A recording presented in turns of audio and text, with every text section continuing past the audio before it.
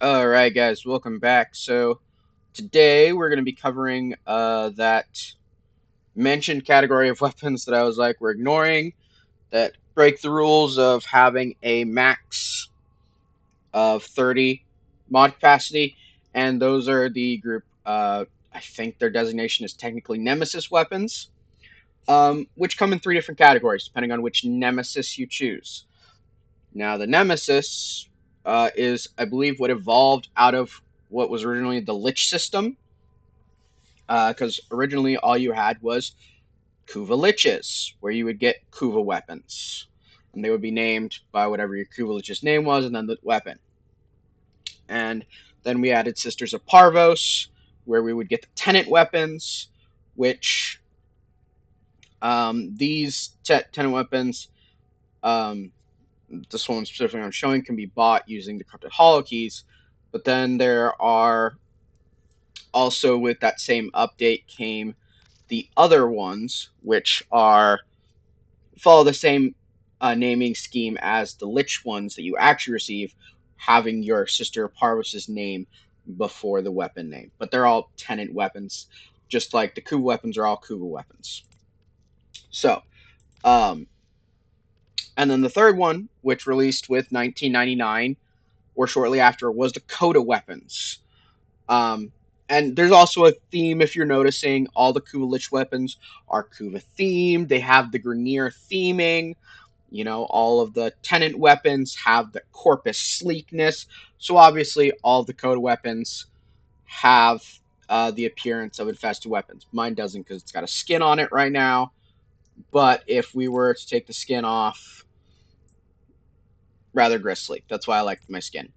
Anyways, so important thing that we noted, they all can have more than 30 capacity. In fact, they have 40 capacity, which means you can have a max build cap of 80 with a catalyst in them.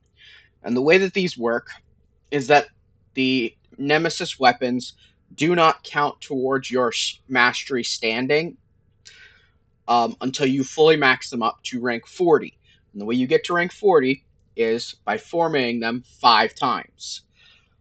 This can be super helpful already because, by and large, I don't think any of the ones that I've gotten, maybe some of the code weapons do, but none of the nemesis weapons start with any polarities.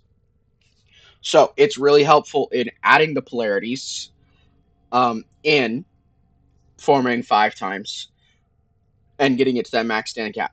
The other interesting thing about nemesis weapons is they all have a elemental trait, a valence trait according to this, but it's an it's an elemental trait, and you get that depending on which Warframe creates your nemesis, your lich.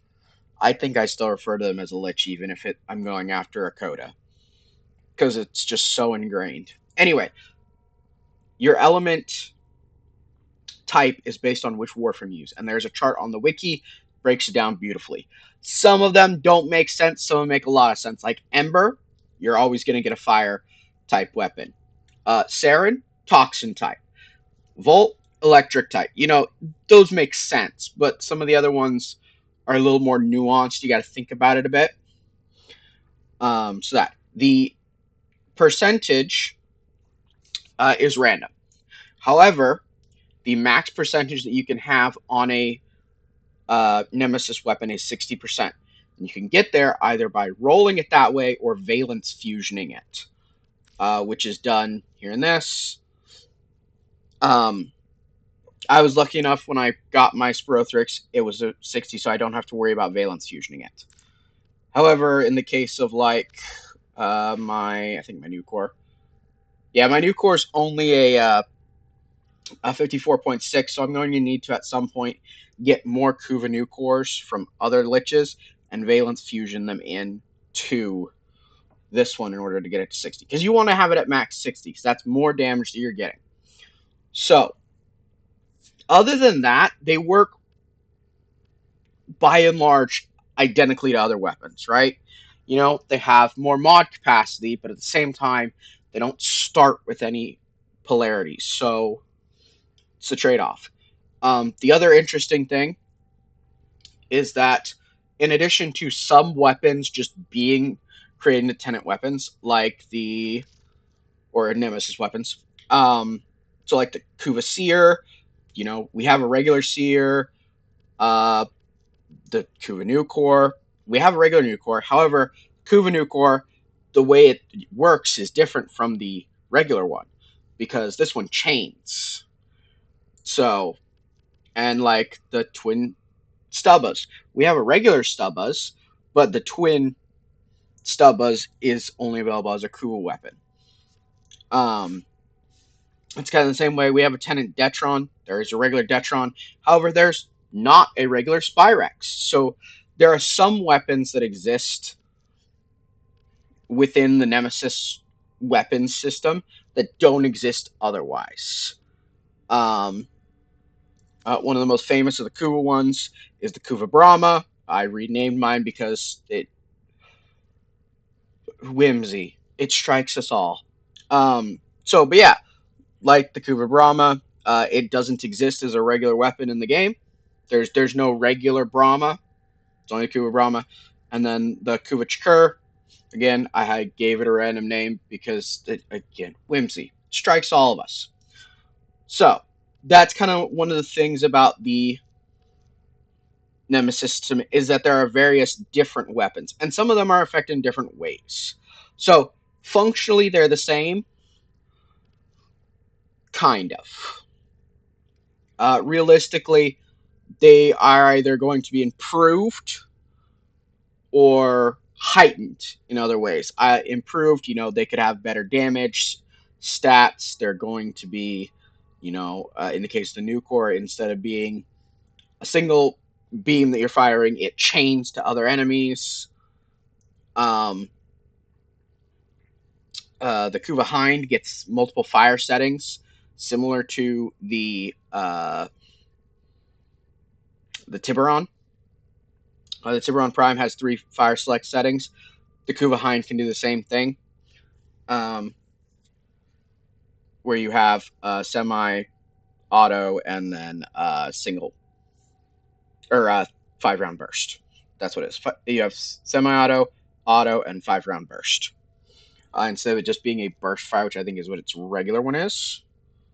Yeah. So they can be changed in other ways. That's another cool thing. But again, functionally, like the way you approach modding them, very similar. And I'm not going to show modding them because they are, again, like a regular weapon. They're modded. I mean, mine are even modded like a regular weapon for the most part. I have the same setup basically. They're Hornet Strike, Diffusion, Lethal Torrent. Again, like they're all set up really similar in the way that you work them compared to a regular weapon. So it's just the extra time expenditure, really, of leveling them 5 times, putting those forma to work, and a forma expenditure. You're basically, if you're wanting to master and get the mastery rank from a nemesis weapon, you have to be willing to devote 5 forma to it. Now, you don't have to do it all at once, but if you get a nemesis weapon, you're going to spend 5 forma at some time over the course modding it in order to get all the standing out of it. If you don't care about standing, you don't care about this then.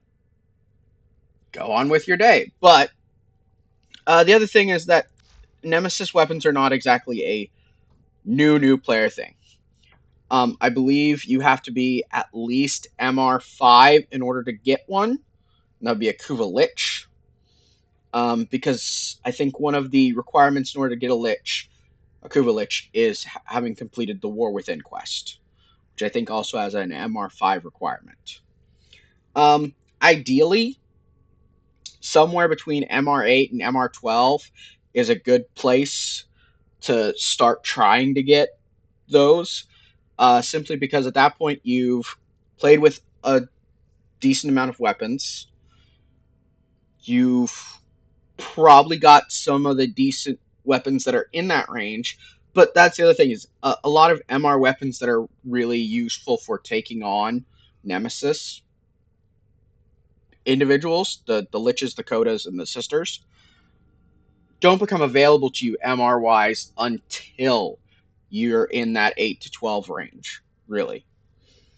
Um, so that's kind of my feeling on it. The final kind of thing is, which will be covered in another video, but it's good to point it out. So there are two Kuva, and I think it's only the Kuva. There might be a tenant one, but there's two Kuva art guns. One is the Kuva Grattler, which functions very similar to the regular Grattler, and then there is the Kuva Anyanga, which is, again, it's a weapon that doesn't exist in the regular, things we can purchase, because we can purchase a Grattler from the shop. I think it's from the Tenant shop. Might be from the Grenier shop.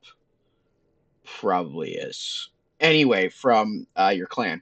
But the Anyanga doesn't exist as a gun that we can just purchase. It only comes from the nemesis, your lich that you're fighting. So that's kind of a quick rundown on the